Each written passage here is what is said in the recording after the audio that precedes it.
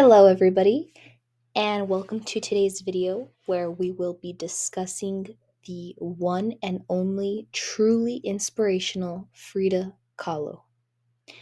I chose to research her a little bit because I never got the chance to do so while in school or anything like that. Um, and growing up in a family where art was very important, I saw my mom really admiring her works.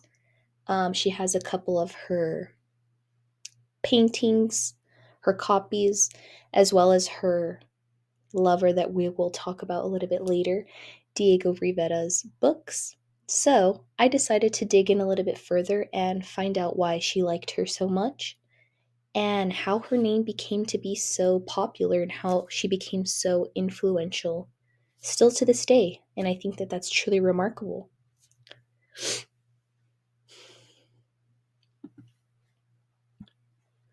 So let's get into the background information that I was able to scoop up on Frida Kahlo. So, what I was able to find was that she is a Mexican who was born in Mexico in the year of 1907.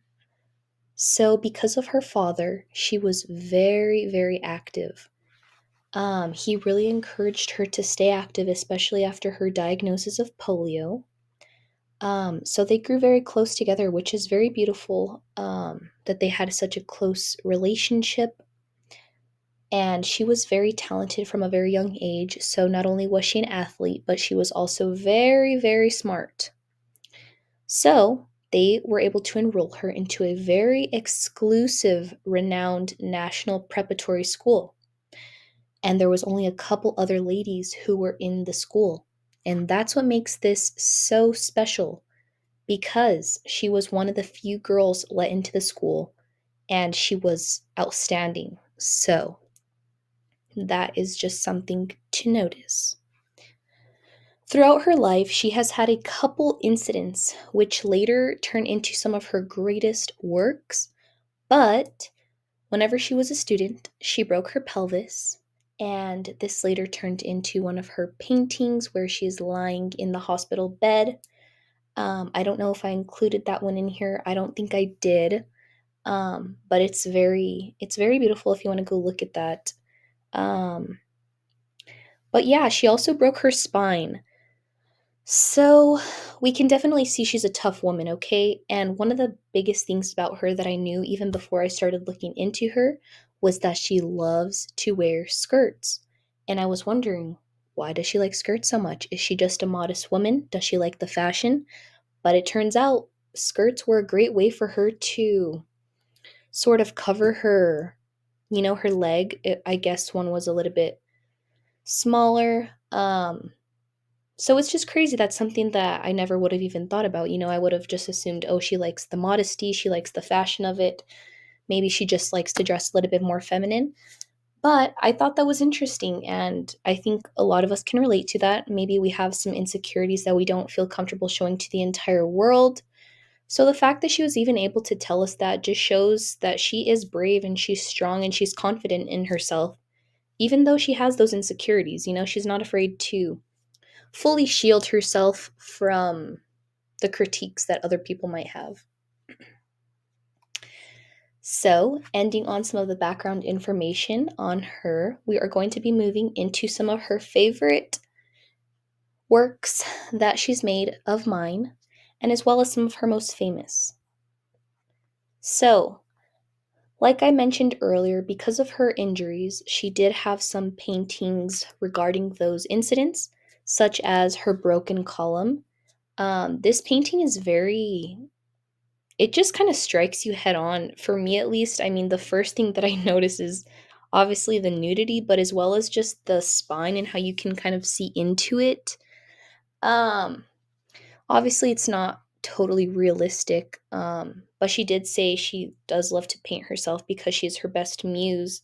So we can kind of see how she sees herself. The face of her in this photo is blank. She has no expression. She seems just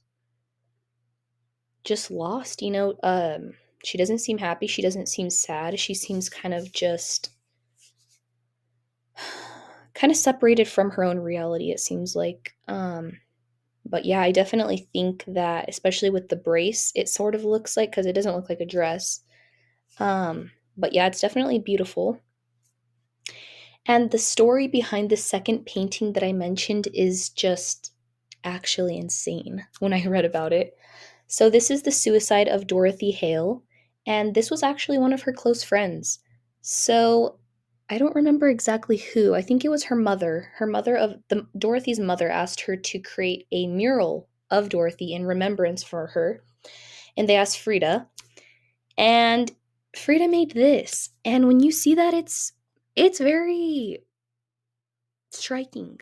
Okay, I don't know how else to describe it, but it shows the act of the suicide itself, which for a mother seeing that, I don't know how the mother took it. Um but it's very intense. And but that's how she felt of her friend's suicide. And that's just the type of person that I kind of was getting to see that she was. She just expressed herself, and even though people might not have liked it, or maybe that's not something they would have done, that's what she did. And I think that that's why she's not normal. She doesn't think like normal people. So that's why she was able to create these pieces. Um, but yeah, there was also another incident where she was having an affair with a man, and she ended up creating a photo of herself, another mural, and she gifted it to the man she was having an affair with.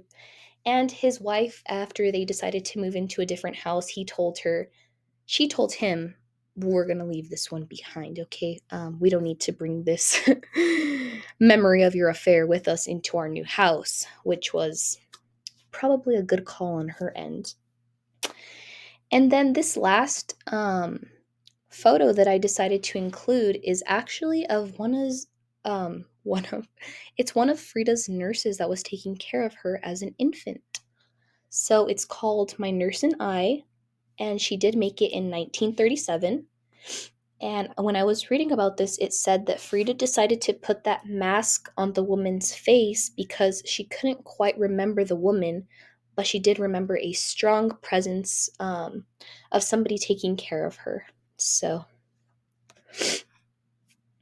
let's move on to her love with Diego Rivera. So they actually met when they were little youngins.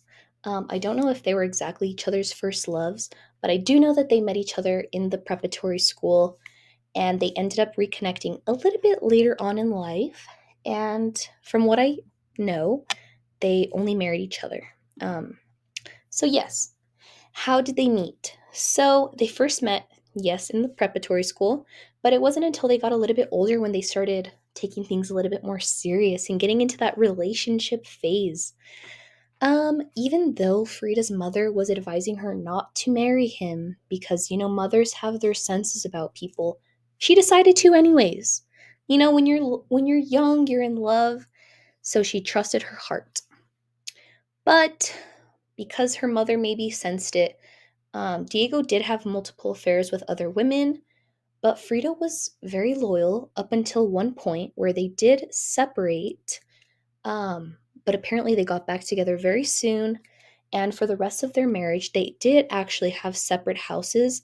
So it wasn't the typical marriage, anyways, which is why when I started reading more, I was like, oh, okay, so they did have affairs, but then, oh, she did have an affair as well, and they didn't live together.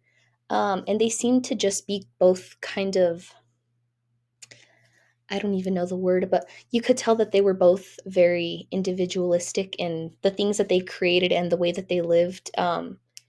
It's weird. It's like they're so opposite from like a regular sort of what you'd call regular. But somehow they still didn't mesh, but they still made it work, which is kind of beautiful in itself. And moving into Frida's belief system, I didn't want to go too much into this topic, but she was kind of revolutionary. She was a pioneer. So she was said to have Marxist, nationalist, and feminist beliefs, which I think can be very much seen through her works, as we see the nudity in her um, photos. I think that stood out to me because of how she dresses. Um, And then just seeing herself portray herself like that, because she did see herself in that way. So I think that that stood out to me as her sort of challenging people's beliefs. But yeah, definitely, I do think she had a very creative and special mind, which is why her works are just still prevalent and they're just so beautiful. Um, but yeah, as we can see, she's still very relevant to this day, and so are her works. And because of that, I really liked to learn about her, and I hope you guys did as well. So, thank you for watching this video, and if you enjoyed it, please like or comment on the video and subscribe if you would like to see more. My YouTube is Blunny Rocky, and I will be posting this on my Pinterest as well, which you guys will be able to see in the link below. Thank you, and bye.